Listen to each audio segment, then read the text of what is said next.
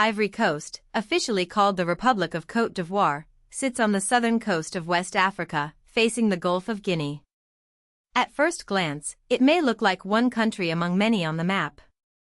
But its position, economy, history, and culture make it one of the most important states in the region. It borders Liberia and Guinea to the west, Mali and Burkina Faso to the north, Ghana to the east, and the Atlantic Ocean to the south. That coastal access matters. It connects the country to international trade routes, while its inland areas link it to the wider Sahel and West African interior. Ivory Coast is not only a coastal country, but a bridge between different ecological zones, cultures, and economies. The country has two capitals in practice and perception. Yamoussoukro is the official political capital, located near the center of the country. It is known for its symbolic role and monumental architecture, including one of the world's largest church buildings. But Abidjan, on the coast, is the real economic engine. It is the largest city, the main business hub, and one of West Africa's major urban centers. Abidjan's ports, banks, roads, and commercial networks help connect Ivory Coast's farms and factories to global markets. This split between official capital and economic capital tells an important story. Ivory Coast's political identity reaches inland, while its economic power is strongly tied to the coast. Ivory Coast had about 31.5 million inhabitants in 2024, making it the third most populous country in West Africa. But population size alone does not explain the country's complexity.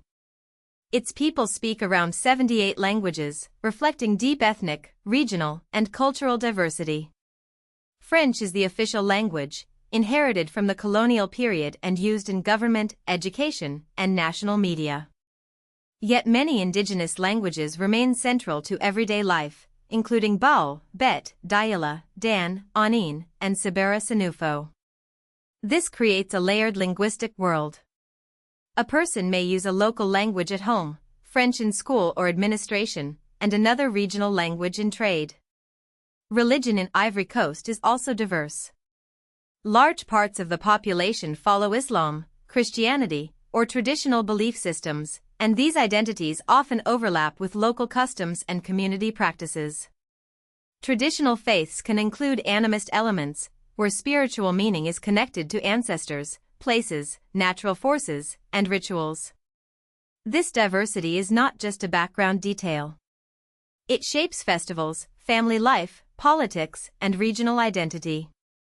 In many parts of West Africa, religious and cultural boundaries are more flexible than outsiders might assume. Ivory Coast reflects that pattern, a country where different traditions coexist, interact, and influence one another across generations. Long before colonial rule, the territory of modern Ivory Coast was home to important African states and societies. These included Djamena, the Kong Empire, and the Baol. Their histories show that the region was not an empty space waiting to be organized from outside. It already had trade networks, political authority, social structures, and cultural traditions. The Kong Empire, for example, was linked to commerce and Islamic scholarship in the wider West African world. The Baol developed powerful identities and institutions that continue to influence the country today. Understanding this pre-colonial background is essential, because modern borders often hide older regional histories beneath them. French involvement began in the 19th century. Ivory Coast became a French protectorate in 1843 and was later consolidated as a colony in 1893 during the scramble for Africa. Colonial rule reshaped the region's economy and administration. France built systems designed to extract agricultural value and integrate the territory into an imperial trade network. Infrastructure, schools, and administration expanded, but they served colonial priorities first. The French language became the language of official power. Colonial borders also grouped many different peoples into one political unit. These decisions created long-term effects that continued after independence, influencing law, education, elite formation, and foreign relations.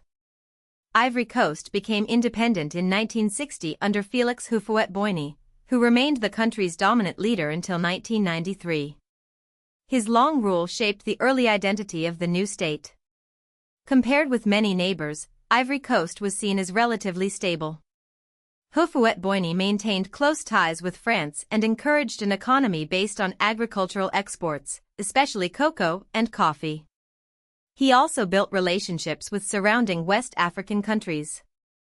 This approach brought investment and growth, but it also concentrated power and made the country dependent on commodity markets.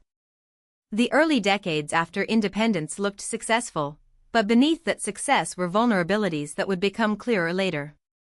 During the 1960s and 1970s, Ivory Coast became an economic powerhouse in West Africa. Coffee and cocoa exports generated revenue, and the country attracted workers and traders from neighboring states. Abidjan grew quickly, and the Ivorian economy became associated with opportunity. But commodity-driven growth can be fragile. When prices fall or debt rises, governments that depend on export crops can face sudden pressure. In the 1980s, Ivory Coast entered an economic crisis. This was not just a financial problem.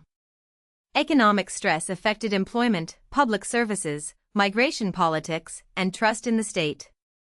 The prosperity model that had seemed so strong began to crack.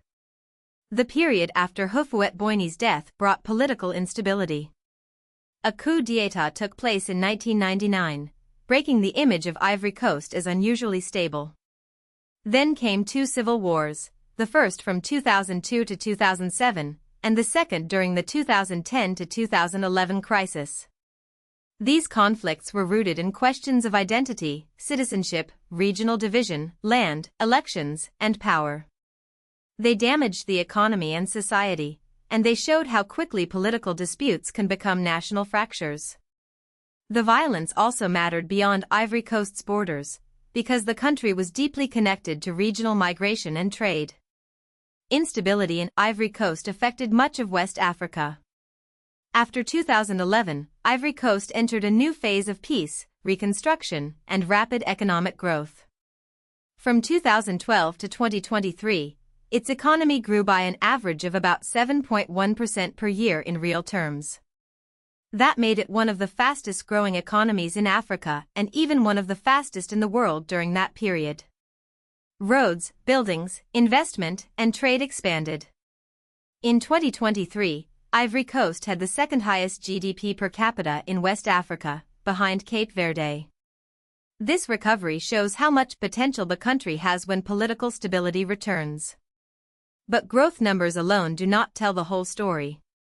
Despite impressive growth, poverty remains a major challenge. The most recent survey mentioned in the source, from 2016, found that 46.1% of the population was affected by multidimensional poverty. That measure looks beyond income. It can include education, health, living standards, access to services, and quality of life. This is important because a country can have strong GDP growth while many people still struggle with insecure housing, limited healthcare, poor schools, or lack of stable income. Ivory Coast's story is therefore not simply one of success or failure. It is a story of rapid national progress alongside uneven development. Cocoa is central to Ivory Coast's global importance.